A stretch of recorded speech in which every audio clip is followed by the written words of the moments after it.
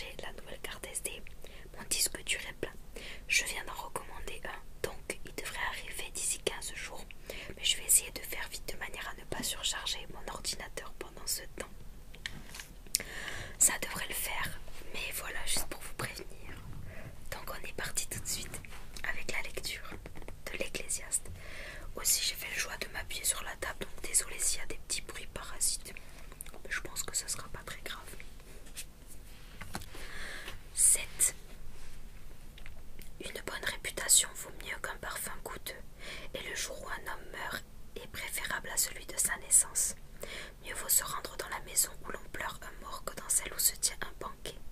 La mort est la fin de tout homme, et il est bon que chacun s'en souvienne. La douleur est préférable au rire. Elle attise le visage, mais elle rend le cœur meilleur. Là où quelqu'un souffre, on rencontre le sage. Là où on s'amuse, on rencontre le sot. Mieux vaut écouter les avertissements d'un homme sensé que les louanges d'un sot, car le rire du sot est comme le crépitement des épines en feu sous une marmite, fumée qui s'évanouit. Le pouvoir d'opprimer peut rendre insensé un homme sage, un cadeau peut le rendre malhonnête. Il est préférable de terminer une affaire que de la commencer. Mieux vaut être patient qu'orgueilleux.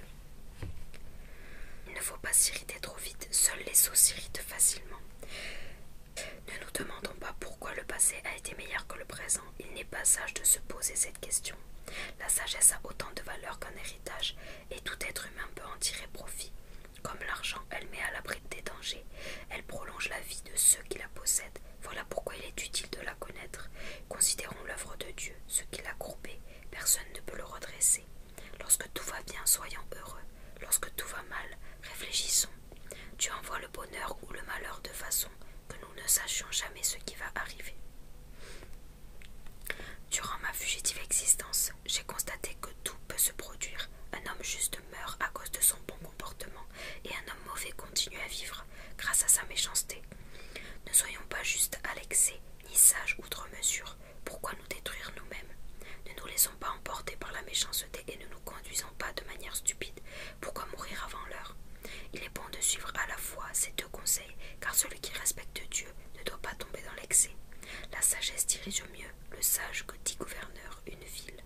En effet, il n'existe sur la terre personne d'assez juste pour pratiquer le bien sans jamais se tromper. Il ne faut pas non plus prêter attention à tout ce que les gens racontent, sinon on risquerait d'entendre son serviteur dire du mal de soi. Nous savons bien que souvent nous disons nous-mêmes du mal des autres. J'ai examiné attentivement toutes choses. Je me suis dit, je vais me conduire en homme sensé, mais je n'ai pu atteindre ce but. La réalité est si vaste et tellement profonde qu'il la comprendra totalement. Alors je me suis consacrée à l'écriture et à la recherche. J'ai voulu saisir ce qu'est la sagesse et quelle est la raison d'être des événements. J'ai appris qu'être méchant ou sot, c'est insensé. Je l'ai constaté, la femme qui est un piège donne plus d'amertume que la mort.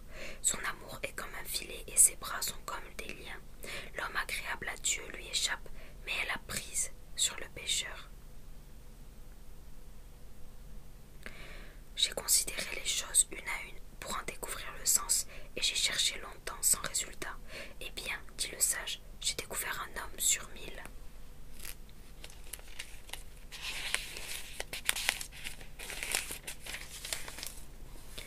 Digne de ce nom, mais sur un très grand nombre de femmes, pas une seule ne m'a paru digne de respect.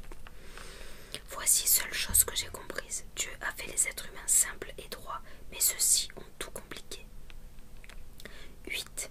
Personne n'est vraiment tout à fait sage et ne connaît l'explication d'un événement. Pourtant la sagesse d'un être éclaire son visage et adoucit ses traits. Il est sage d'obéir au roi. Lorsque le roi parle, il faut obéir. Nous lui avons prêté serment devant Dieu. Ne nous hâtons donc pas de refuser son autorité. Ne persévérons pas dans une affaire qui lui déplaît. En effet, le roi agit comme il le désire.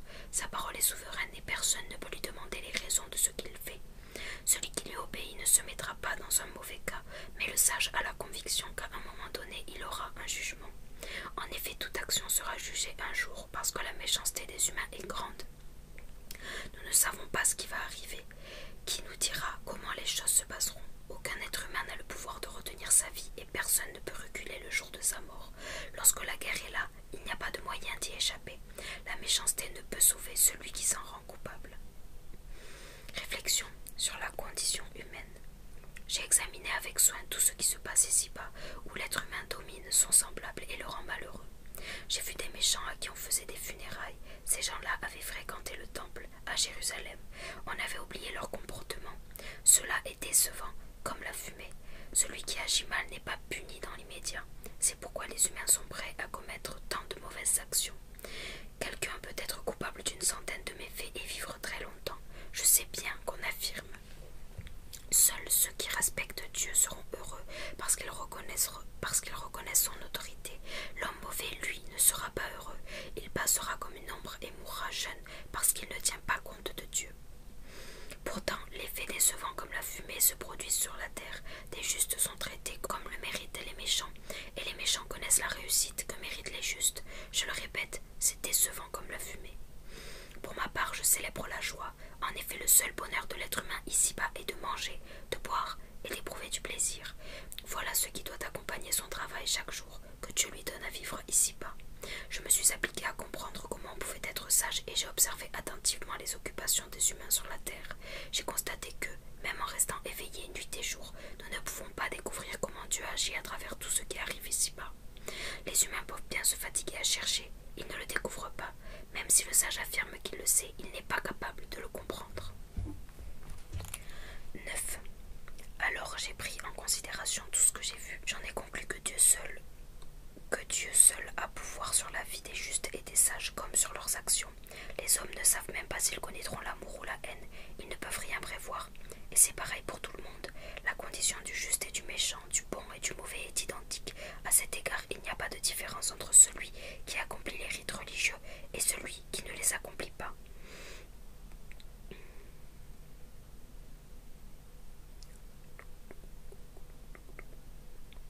Entre celui qui offre des sacrifices et celui qui n'en offre pas, entre celui qui se conduit bien et celui qui se conduit mal, entre celui qui fait des promesses à Dieu et celui qui n'ose en faire. La condition humaine est la même pour tous et les conséquences qui en résultent sont désastreuses ici-bas. Les humains se livrent au mal et ont des désirs insensés. Ensuite, il ne leur reste plus qu'à mourir. Or, seul celui qui est en vie peut encore espérer. Un chien vivant vaut mieux qu'un lion mort. En effet, les vivants savent au moins qu'ils mourront, mais les morts, eux, ne savent rien du tout. Ils n'ont plus rien à attendre puisqu'ils sont tombés dans l'oubli. Leur amour, leur haine, leur jalousie sont mortes avec eux et ils ne participeront plus jamais à tout ce qui arrive ici-bas. Alors mange ton pain avec plaisir et bois ton vin d'un cœur joyeux, car Dieu a déjà approuvé tes actions. En toutes circonstances, mets des vêtements de fête et n'oublie jamais de parfumer ton visage. Jouis de la vie avec la femme que tu aimes chaque jour, de la fugitive existence que Dieu t'accorde ici-bas. C'est là ce qui te revient dans la vie, pour la peine que tu prends ici-bas. Utilise ta force à réaliser tout ce qui se présente à toi. En effet, on ne peut pas agir ni juger. Il n'y a ni savoir ni sagesse là où sont les morts que tu iras rejoindre. La sagesse n'est pas toujours efficace. J'ai encore bien des choses ici-bas. Les plus rapides ne gagnent pas toujours la course et les plus courageux dans la bataille ne remportent pas forcément la victoire. Ce n'est pas le sage qui gagne le plus facilement sa vie. L'homme intelligent ne devient pas toujours riche et les savants ne sont pas forcément honorés. Chacun peut avoir de la malchance. En effet, l'être humain ne sait pas quand viendra le malheur. Comme le poisson capturé dans le filet fatal ou l'oiseau pris au piège, il voit le malheur s'abattre sur lui à l'improviste. J'ai fait une autre constatation que j'ai jugée importante sur le rôle de la sagesse ici-bas. Il y avait une fois une petite ville avec peu d'habitants. Un roi puissant vint l'attaquer. Il l'assiégea et édifia contre elle de gros ouvrages de guerre.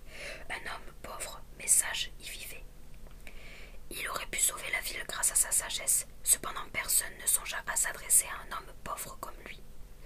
Eh bien, je l'affirme, la sagesse vaut mieux que la bravoure. Mais lorsqu'un homme sage est pauvre, les gens le méprisent et n'écoutent pas ses conseils. Pourtant, il vaut mieux écouter un homme sensé qui parle calmement qu'un chef qui crie en s'adressant à des sots. La sagesse est plus efficace que les armes, mais un seul maladroit détruit le bien qu'elle procure. 10. Quelques mouches mortes affectent et abîment tout un flacon de parfum. Ainsi, un peu de sottise fait perdre son efficacité à la sagesse. L'esprit du sage fonctionne bien, mais le sot comprend tout de travers. L'imbécile apparaît sur la route et, comme le bon sens lui manque totalement, tout le monde constate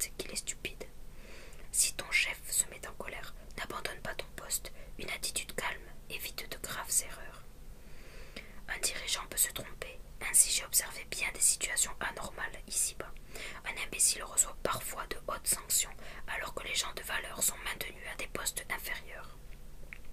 J'ai vu des esclaves aller à cheval et des hommes de haut rang aller à pied, comme des esclaves. L'homme qui creuse une fosse risque d'y tomber, et celui qui démolit un mur peut être mordu par un serpent.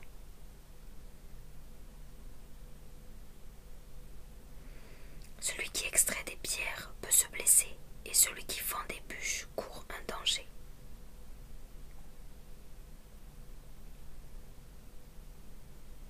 Si on n'aiguise pas une hache au tranchant émoussé, il faut davantage de force pour l'utiliser. En effet, la sagesse est l'instrument du succès. À quoi bon savoir charmer un serpent si on commence par se laisser mordre?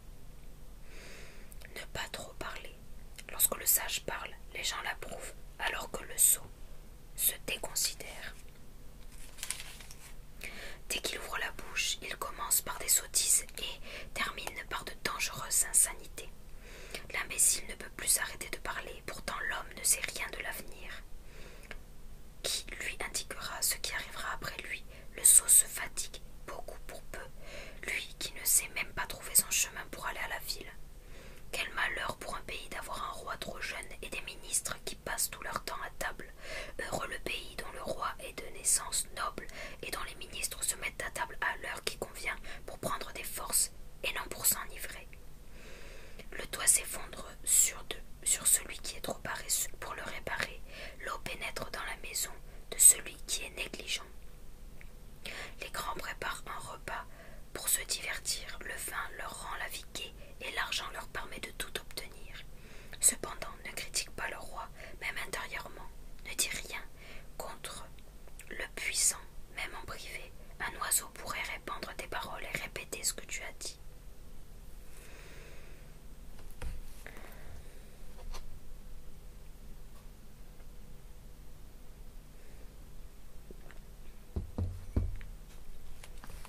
Savoir prendre des risques. 11. Engage-toi dans une affaire, même en courant des risques. Un jour tu peux y retrouver ton compte. Bien plus, investis ton argent dans plusieurs affaires, car tu ne sais jamais quel malheur peut arriver sur la terre. Quel que soit le côté où un arbre tombe, il reste là où il s'est abattu. Quand les nuages sont gonflés d'eau, il se met à pleuvoir. Celui qui a peur que vienne le vent ou la pluie ne pourra jamais semer ni moissonner. Tu ne sais pas comment la vie se forme dans le ventre d'une femme enceinte. Tu peux encore moins comprendre comment Dieu agit, lui qui fait tout. C'est pourquoi sème ton grain dès le matin et jusqu'au soir n'arrête pas de travailler. Tu ne sais pas quelle partie de ton travail réussira ou si tu tireras profit de toute ton activité. La lumière du jour est douce à voir et il est agréable d'être vivant. L'être humain doit se réjouir de chaque année qui lui est donnée, même s'il vit longtemps. Rappelons-nous qu'il y aura toujours assez de jours sombres, car l'avenir est incertain comme la fumée. Soyons heureux avant qu'il soit trop tard. Toi qui es jeune, profite de ta jeunesse, sois heureux pendant ce temps-là, fais tout ce que tu désires, tout ce qui te plaît, mais sache bien que Dieu jugera chacune de tes actions. Évite les causes de tristesse ou de maladie, car la jeunesse et la vigueur se dissipent comme de la fumée. 12. Pendant que tu es jeune, n'oublie pas celui qui t'a créé. Souviens-toi de lui avant que ne viennent les jours du déclin et le moment où tu diras « Je n'ai point de plaisir à vivre ». Alors le soleil s'assombrit, la lune et les étoiles se ternissent, les nuages reviennent sans cesse après la pluie. Alors le gardien tremble de peu, l'homme vigoureux se courbe, les meunières cessent de moudre, par manque de compagnie. La femme renonce à paraître à sa fenêtre. Alors la porte se referme sur la rue, le bruit du moulin baisse, le chant de l'oiseau s'éteint. Toutes les chansons s'évanouissent. On a peur de gravir une pente, on a des frayeurs en chemin. Les chevaux blanchissent. Comme l'aubépine en fleurs, l'agité de la sauterelle fait défaut. Les épices perdent de leur saveur. Ainsi chacun s'en va vers sa dernière demeure. Et dans la rue, les pleureurs rôdent en attendant. Alors le fil d'argent de la vie se détache, le vase d'or se brise, la cruche à la fontaine se casse, la poulie tombe au fond du puits, le corps de l'homme s'en retourne à la terre où il a été tiré, et le souffle de vie s'en retourne à Dieu qui l'a donné. Tout n'est que fumée, dit le sage, tout part en fumée. Conclusion. Il faut encore ajouter que le sage n'a pas cessé d'enseigner aux gens ce qu'il savait. Il a mis en forme beaucoup de proverbes après avoir soigneusement examiné leurs valeurs. Le sage s'est efforcé de décrire honnêtement la réalité et de trouver cependant des paroles réconfortantes. Les paroles des hommes expérimentés sont comme des aiguillons qui stimulent l'esprit. C'est comme des attaches qui retiennent l'ensemble des connaissances. Elles sont inspirées par Dieu, qui est le seul guide véritable. Mon fils, prends garde de ne pas trop y ajouter. Le nombre de livres que l'on pourrait écrire est illimité, et il est épuisant de consacrer beaucoup de temps à l'étude. Et voilà la conclusion de tout ce qui a été dit. Le devoir de tout homme est de respecter Dieu en obéissant à ses ordres. En effet, Dieu demandera des comptes pour toutes nos actions, même cachées, qu'elles soient bonnes ou mauvaises. Amen. Ben voilà, nous avons fini l'Ecclésiaste ce soir. Je suis très contente de l'avoir lu avec vous. On va faire un petit temps de notes parce que j'ai envie de stabiloter quelques endroits. Je vais noter parce que ça se répète encore.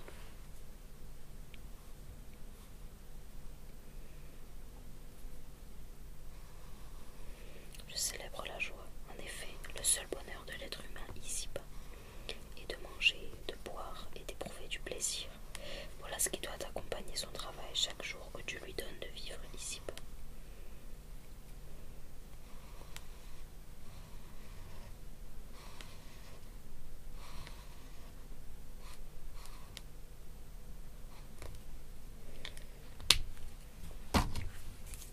That's strong.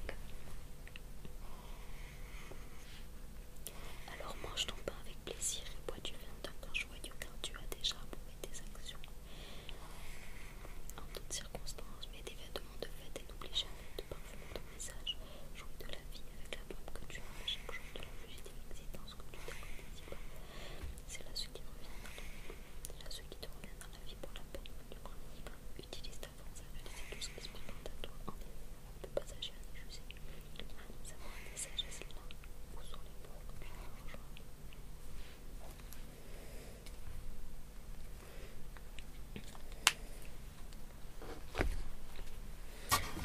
J'aime beaucoup ce chapitre.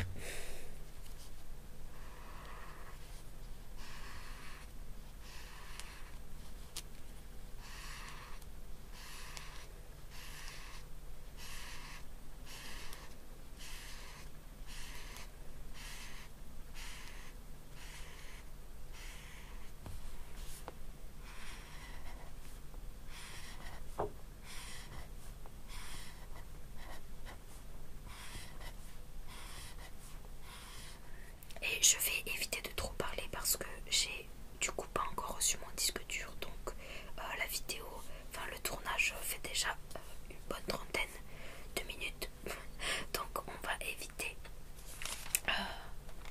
voilà de s'éparpiller.